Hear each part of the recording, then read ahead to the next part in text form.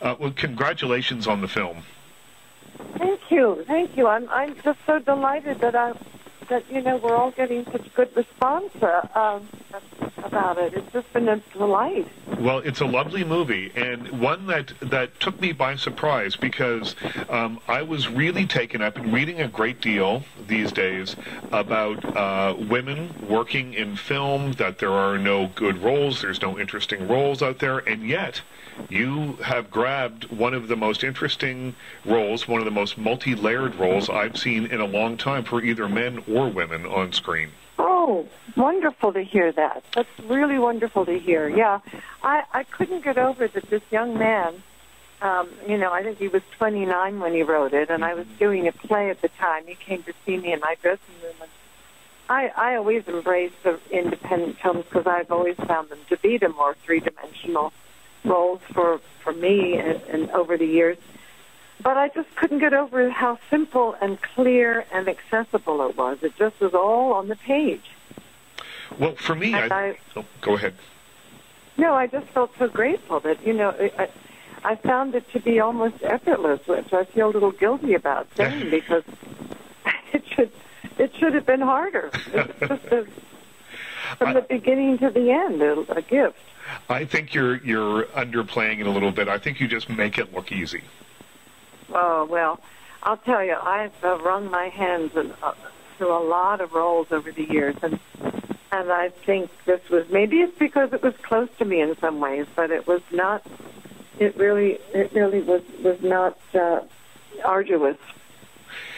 Do you think, you say it was close to you in some ways, do you think that makes it easier? I would think that brings a level of, I don't know, self-conscious to it, of self-consciousness to it, perhaps second-guessing that might be a little different if you're able to step away from a character completely and look at them with a different set of eyes.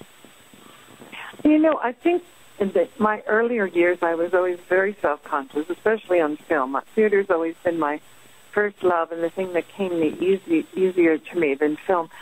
But I have to praise getting older in that regard, that I really do not feel, I did not feel in this case self-conscious. I just thought, oh, yes, I've been there.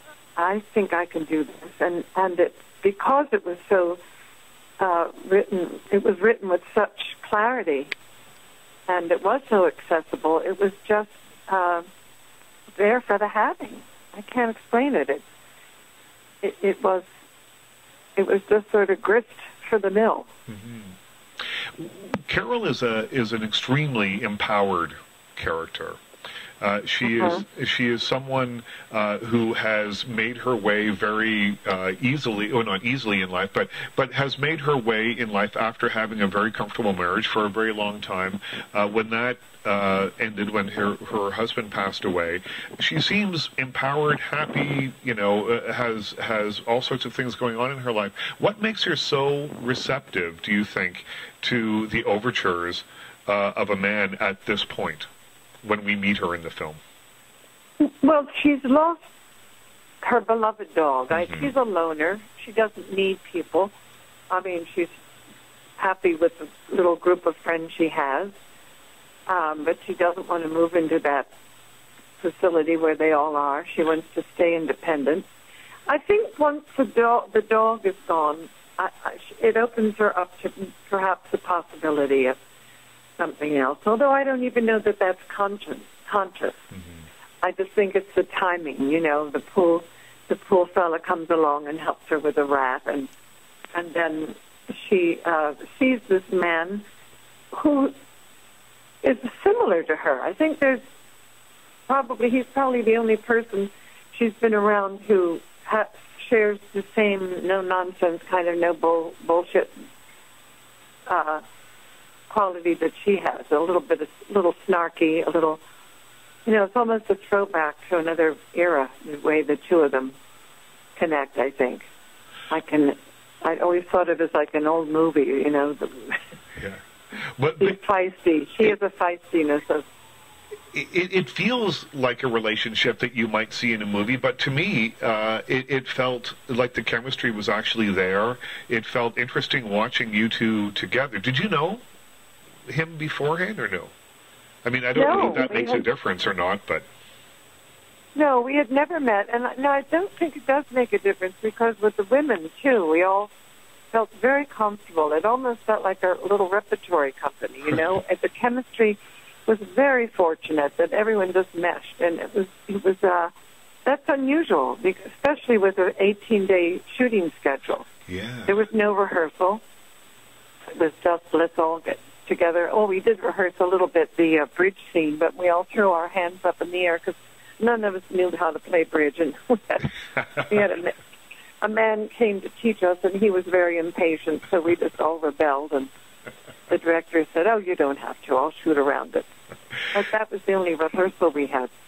As a primarily, I've read where you consider yourself primarily a stage actress, and did the idea of not having time to rehearse, is that freeing, or is it nervous making? In this case, it was freeing.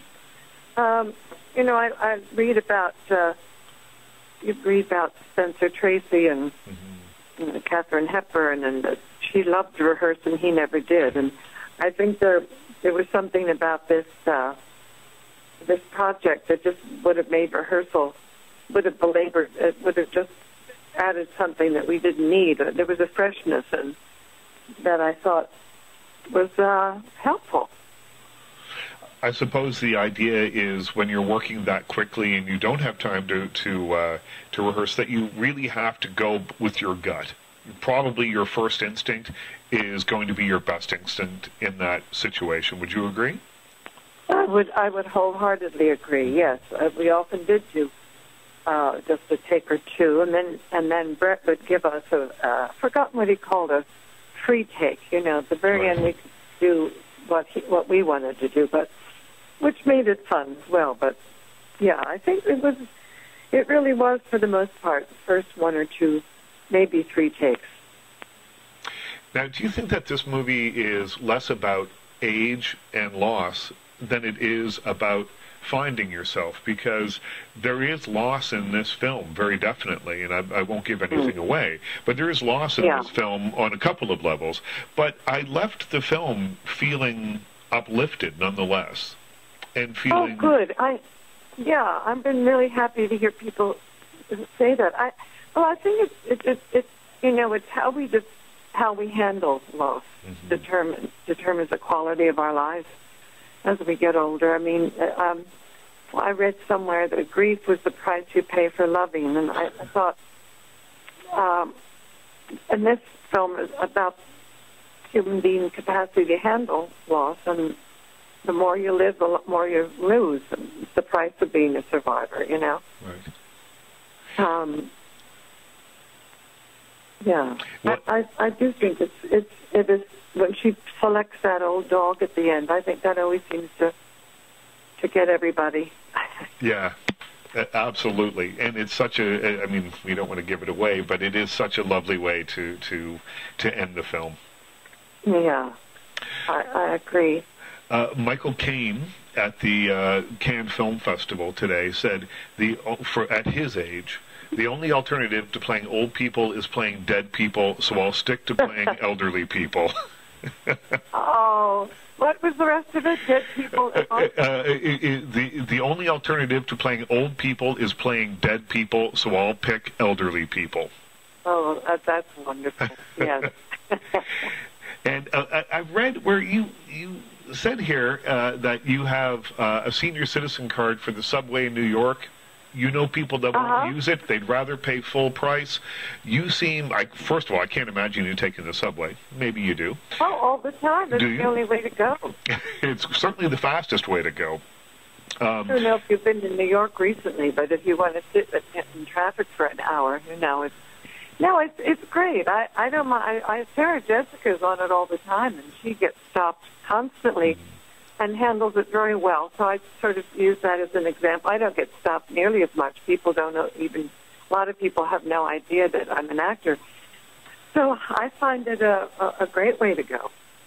And the quote, the interesting part of that quote for me was when you said that there's a lot of people that won't use it. They'd rather pay full price. Why do you use it? Why do you think that you were so comfortable with using it.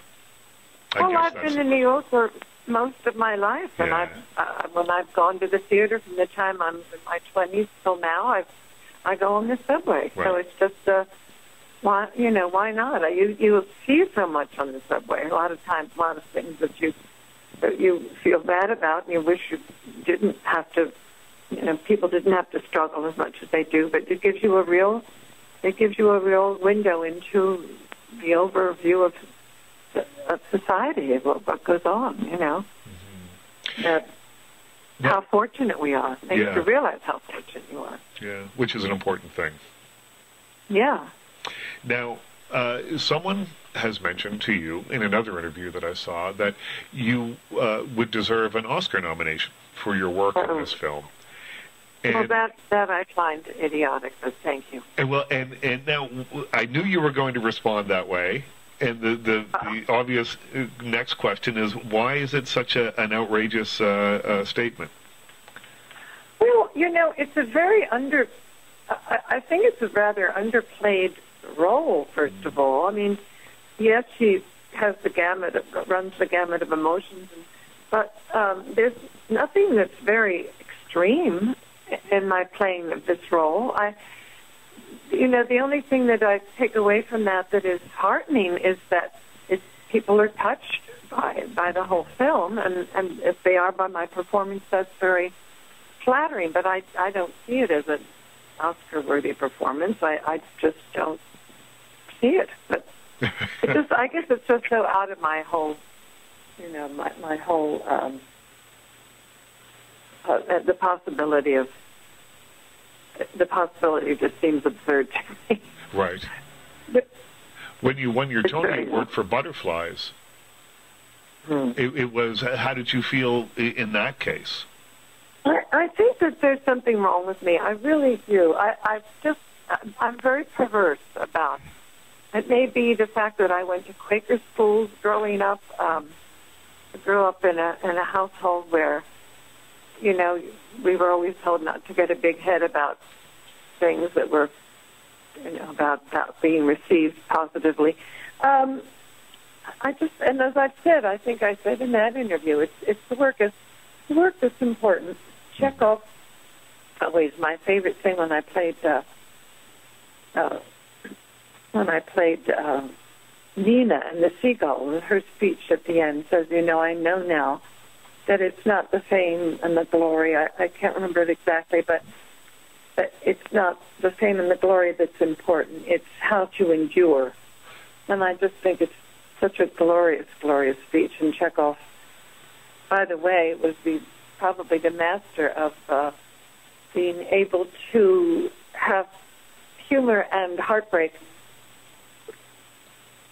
flourish side by side, which is what this young man has accomplished in this little film. I don't mean to say he's another Chekhov, but I do mean to say that it's a very difficult balance. And I think that one of the great things about the film is he's achieved that.